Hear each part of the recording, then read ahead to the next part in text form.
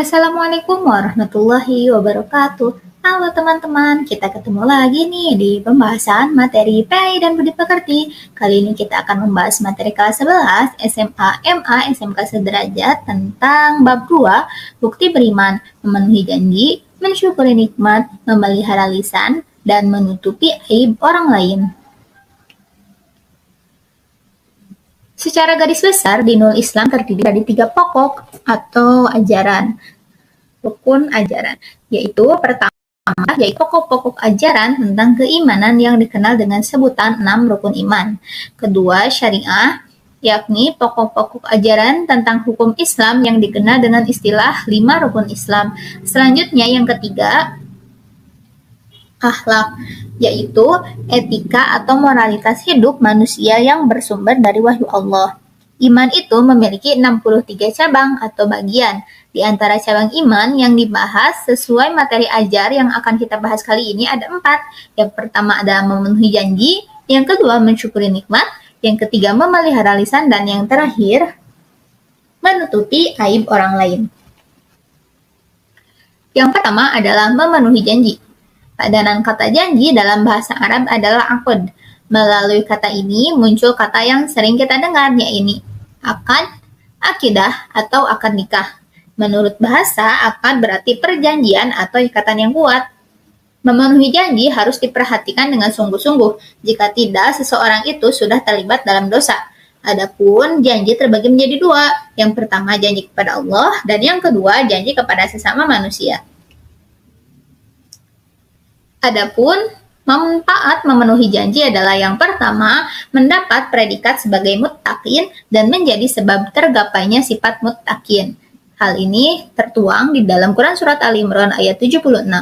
Yang kedua, menjadi sebab datangnya keberhasilan, keamanan, dan ketentraman serta jauh dari adanya konflik dan perselisihan.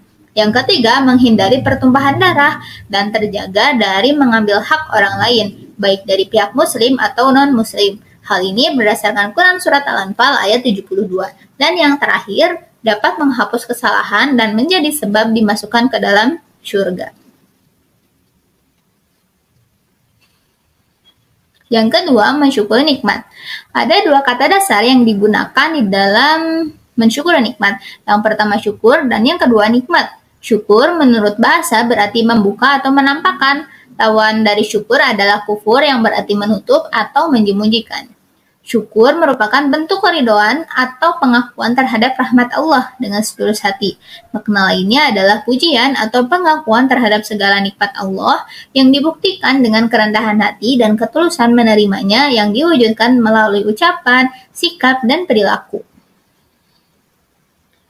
Makna nikmat menurut bahasa adalah pemberian, anugerah, kebaikan, dan kesenangan yang diberikan manusia baik berupa rizki, harta, keluarga, maupun segala kesenangan yang lain.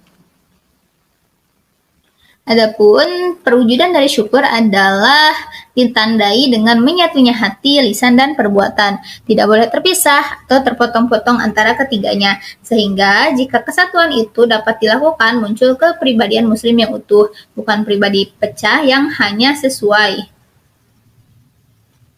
Misalnya, antara lisan dan perbuatan melupakan hati, begitu juga hati dan lisan menyatu tetapi perbuatannya tidak sesuai.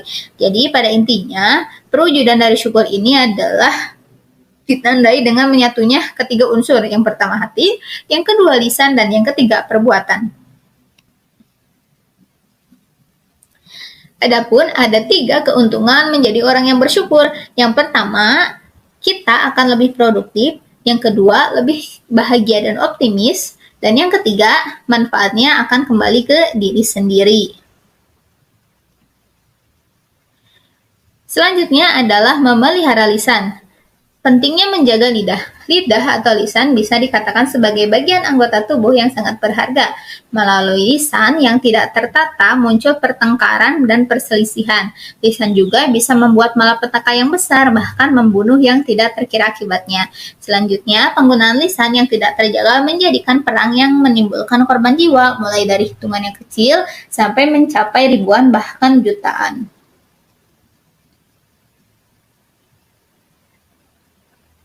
Lisan, antara fitnah, gibah, dan buhton.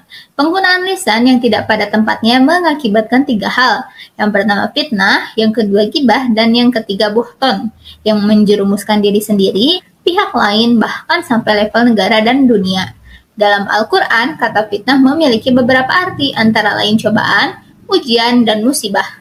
Makna fitnah yang dipahami masyarakat Indonesia berdasarkan KBBI adalah perkataan bohong atau tanpa berdasarkan kebenaran yang disebarkan dengan maksud menjelekan orang lain. Islam melarang perbuatan fitnah karena banyak bahaya yang ditimbulkan, antara lain penderitaan yang menyebar ke mana-mana. Sedangkan gibah adalah membicarakan orang lain yang tidak hadir dan membicarakan sesuatu yang tidak disenanginya, termasuk yang dibicarakan itu sesuai dengan keadaan orang yang dibicarakan. Jika yang dibicarakan itu keburukan orang yang disebut tidak disandang oleh yang bersangkutan, itu yang dinamakan buhton atau bohong besar. Mohon maaf ya adik-adik, bukan buhton tapi buhtan. Selanjutnya adalah kita akan membahas mengenai petunjuk menjaga lisan. Yang pertama, menjauhi kebiasaan berkata bohong dan tidak bermanfaat. Jangan pula berbicara yang berlebihan. Yang kedua, jauhi pembicaraan yang batil, kotor, dan jorok. Yang ketiga, jangan berbicara dusta atau palsu. Ingat, tanda-tanda orang yang munafik salah satunya adalah jika dia berbicara, dia dusta atau bohong. Yang keempat, jangan menggunakan lisan untuk menggunjing. Yang kelima, jangan berkata kasar dan jauhi pula melakukan celaan dan melaknat orang lain. Yang keenam, jangan mengadu domba dan jangan pula mudah marah. Dan yang terakhir, jawablah panggilan orang tua dengan sopan dan santun. Serta jauhi banyak berbantah-bantah kepada orang tua. Yang keempat, menutup aib orang lain. Aib adalah celah, cacat, nista, noda, perilaku hina, atau ada juga bermakna kiasan, yaitu arang di muka. Aib adalah keburukan yang bersifat rahasia, disebabkan sifatnya yang rahasia biasanya hanya diketahui oleh orang yang bersangkutan atau beberapa orang tertentu.